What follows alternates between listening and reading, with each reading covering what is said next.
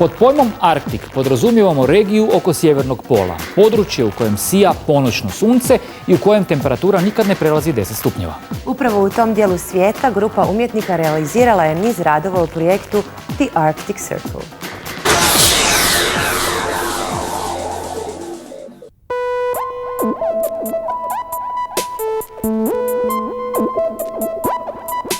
Tijekom listopada 2009. godine 14 umjetnika, 2 znanstvenika i 4 člana posade broda, okupljeni u The Arctic Circle projekt, stigli su u blizinu sjevernog pola.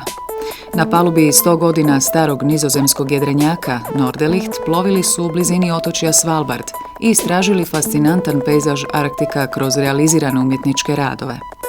14 sudjelujućih umjetnika odabrani su sustavom eliminacije. Participants are chosen from international applicants, and we do our selection by jury, a jury of artists and scientists, professionals in the arts that review applications from around the world. One important thing that we realized very early on is to go forward with no expectations. Certainly with the hopes of there being a discussion. I think more than anything, the ideas were of interest. And when it comes to expectations, it's best to, we believe, to avoid that and not put any parameters on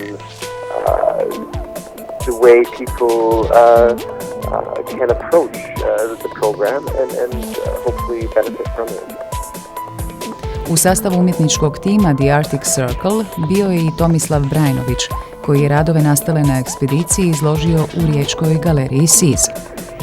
Ovdje je prezentirano moje sudjelovanje u projektu The Arctic Circle, na kojeg sam bio predložen od strane Muzeja suvremene umjetnosti u Rijeci. I jedinstvena avantura gdje čovjek je svjestan kad stoji pred tim fascinantnim ledenjacima, pred fascinantnom prirodom, da je to trenutak koji mora zapamtiti, jedinstven, zapravo nije tamo na neki način jer je već u mislima negdje drugdje, ali jedna je misao, ideja koja, moram priznati, slabi koliko je jaka. Naprosto je nemoguće to zadržati u svojoj punini i jedino što čovjek može kao umjetnik uzeti jedan slabi, mali djelić toga je dojam kroz neke radove koji su opet jedan filter, opet jedan medij koji oslabljuje sam doživljaj, samu prirodu koja je veličanstvena.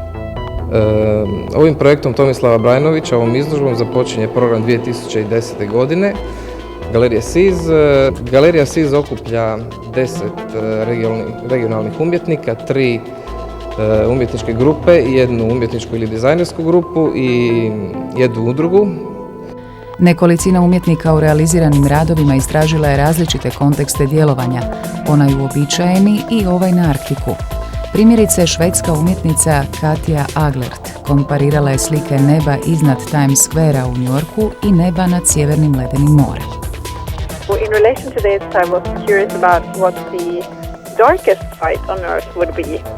So I figured that this might be the Arctic night sky, so therefore I filmed the night sky when I was there during new moon. So this project was related to the issue of light pollution. So this was an investigation in relation to the issue of light pollution, juxtaposing the night sky in the Arctic and the night sky in Times Square in New York. Tišina Arktika poslužila je kao zanimljiv poligon istraživanju zvuka, kakvim se bavi David Rothenberg. Well, I was pretty much the only person in the group who was doing sound music rather than visual art. And so it was interesting to be with all these visual artists locked in this ship sailing around for 3 weeks. No chance of escape.